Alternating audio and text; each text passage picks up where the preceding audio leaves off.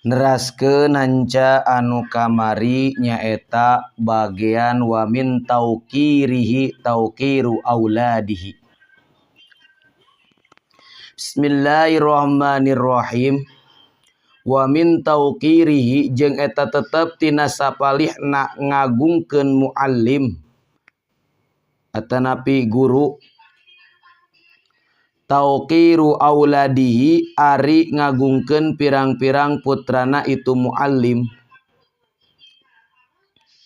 Waman jeung ngagungkeun jalma ya ta'allaku anu cumantel ieu man bihi ka muallim, sapertikeun orang tuana muallim, datang keluargana muallim, istrina muallim gitu.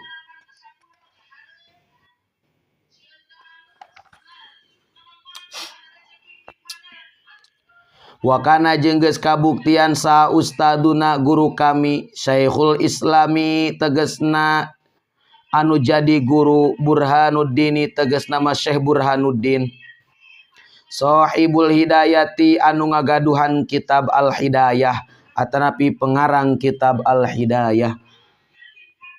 Yahki eta geus ngahikayatkeun itu Syekhul Islam anna wahidan kana saestuna salah saurang min kubari a'immati Bukhara ti sabagian para gegeden pirang-pirang pamimpin di kota Bukhara. Ai gegeden maksudna urang tokoh besar gitu. Atau mungkin ulama besar ataupun nya para pemimpin-pemimpin. Ai Bukhara teh ayeuna mah dikenal ku kota Uzbekistan gitu. Ayana di Uzbekistan, kota Bukhara. Eta kana kabuktian itu wahidan yajlisu eta calik itu wahidan majlisad darsi dina tempat calik keur belajar. Nyata dina tempat tolab ilmu, majlis ilmu. Wakana jeung kabuktian itu wahidan yakumu eta ngadeg itu wahidan fi kholalid darsi dina sela-sela keur belajar.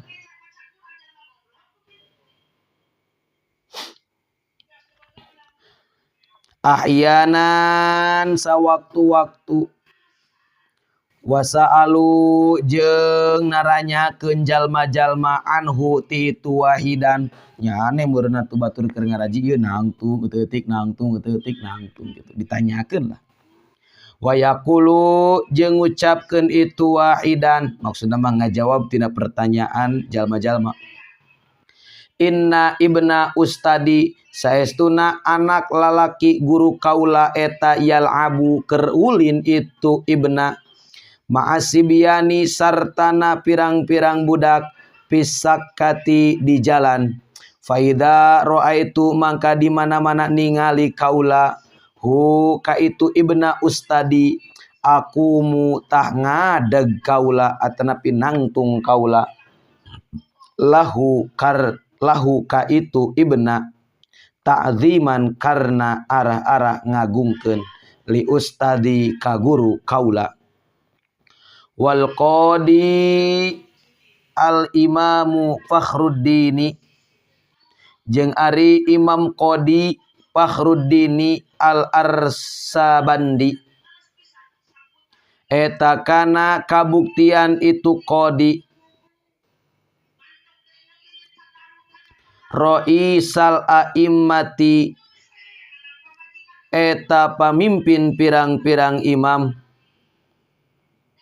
bi Marwin di kota Marwin. Wakana jeung kabuktian sa as-sultanu pamarentah eta yahtarimu ngamulyakeun itu sultan hu ka qadi goyatal ihtirami kalawan antek-antekna ngamulyakeun atanapi puncak-puncakna ngamulyakeun. Wakana jeung kabuktian itu qadi yaqulu ngucapkeun itu qadi innama wajadtu pasti geus mangihan kaula hadal mansoba kana ieu darajat bihurmatil ustadi kusabab ngamulyakeun ka guru. Fa inni mangka saestuna kaula eta kuntu geus kabuktian kaula eta akhdimu ustadi eta akhdimu geus ngaladen kaula. Ai ngaladen teh bakti ngahidmah ustadi ka guru kaula al qadi al imamu Aba Yazid ad-Dabusi tegas nama qadi al imamu Aba Yazid ad-Dabusi. Ai qadi teh ahli hukum, al imamu nu jadi imam Aba Yazid ad-Dabusi namina Aba Yazid ad-Dabusi. Wa kuntu jeung kabuktian kaula eta akhdimu ngaladen kaula hu ka itu qadi al imam Aba Yazid ad-Dabusi nyata guruna qadi al imam Fakhruddin. Wa atbahu jeung masak kaula to'amahu kana katuanganana itu qadi al imam Aba Yazid ad-Dabusi. Wala akulu jeung teu ngadahar kaula minhu tina itu to'ama. Wa syaihu jeung guru al imamu anu jadi imam al ajalu anu agung Syamsul a'immati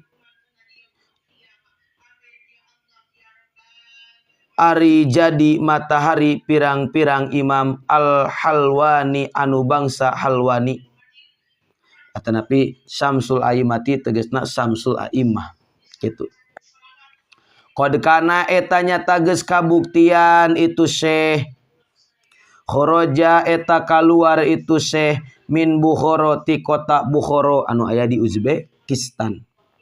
Wasakana jeung cicing itu Syekh fi ba'dil qura di sabagian kampung atanapi saware kampung ayaman dina pirang-pirang poe bihadisatin karena aya kajadian waqa'at anu tumiba itu hadisah lahu ka itu Syekh wa qad jarot jeung nyata geus jiarah hu ka itu Syekh saha talamizuhu pirang-pirang muridna itu Syekh ghairu syaihil imami al-qadi Abu Bakrin az-Zaronji anu salianti Syekh al-Imam al-Qadi Abu Bakrin az-Zaronji. Faqala makanya nyarios itu Syekh atanapi nyaurkeun itu Syekh lahu ka itu Imam Qadi Abu Bakrin az-Zaronji hina laqiya dina nalika patepang itu Syekh hu ka Abu Bakrin az-Zaronji. Limada karena naon lam tazur teziarah anjeun ni ka kaula.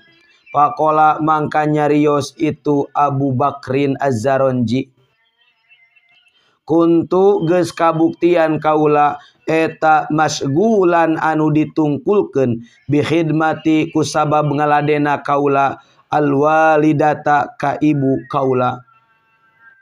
Qala nyarios itu Syekh turzaku bakal dirizkian anjeun al umro kana panjang umur wala turjaku jeung moal dirizkian anjeun rauna qadarsi kana papaes atanapi kasenangan ngajar.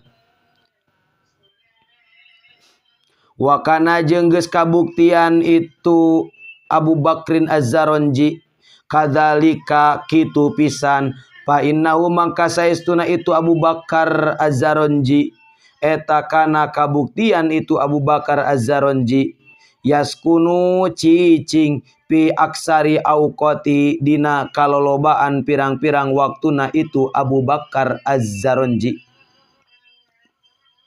pil qura di kampung walam yantadim jeung teu tersusun lahu pikeun itu Abu Bakrin az-Zaronji ad-darsu ngajar paman mangka sajalmana tak ada anu narima pilara minhu ti ieu eman saha ustaduhu guruna itu eman yuhromu tah bakal dihalangan atanapi diharamkeun itu eman barkatal ilmi kana berkahna ilmu wala yantapi ujeng moal narima manfaat itu eman bihi kana ilmu illa qalilan kajaba anu saeutik. Aya siiran tina Bahar Kamil wajana mutafa'ilun mutafa'ilun mutafa'ilun mutafa'ilun mutafa'ilun mutafa'ilun innal muallima wat tabiba kilahuma layun sihani idahuma lam yukroma fasbir lidaika in jafauta tabibaha wa kena bijahlika in jafauta muallima. Sacan etanya jadi kade hati-hati. Jadi nanaon ge kudu ku bahasa. Nalika guru tadi pan nyata guruna nuju zaroh calik di hiji lembur. Di hiji lembur teh eta teh seueur muridna. Aya hiji murid teu dongkap namina Abu Bakar Az-Zaronji. Teu dongkap lain tanpa alasan, aya alasanana ngaladen ngahidmah kanu jadi guru. Gitu. Akhirnya karena tiada bahasa nya guruna nyeri hati guruna. Sehingga diucap ke cek guruna anjeun bakal barokah dina rezeki tapi anjeun moal barokah dina ilmu. Ilmuna teu manfaat. Mata kudu hati-hati. Atuh titip salam hapunten abi mah moal tiasa dongkap. Orang tua abdi teu damang insyaallah guru mengerti. Jadi ulah sampai ka teu aya bahasa-bahasan. Da hade goreng oge nanaon kudu kubah hasa. Teraskeun ngalogatna. Innal muallima saestuna guru atanapi anu ngajar wat tabiba jeung saestuna dokter eta kilahuma ari duanana ti itu muallim wat tabib la yunsihani eta moal nganasehatan itu muallim wat tabib idahuma di mana-mana ari itu muallim jeung tabib lam yukroma eta teu dimuliakeun itu muallim jeung tabib. Pasbir mangka kudu sabar anjeun lidaika kana panyakit anjeun in japauta lamun bedegong anjeun tabibaha ka dokterna itu daik. Wakna jeung kudu qanaah anjeun ai qanaah teh ngalap cukup bijahlika ku bodo anjeun in japauta lamun lalawora anjeun mualliman ka guru anu ngajar tak hati-hatinya.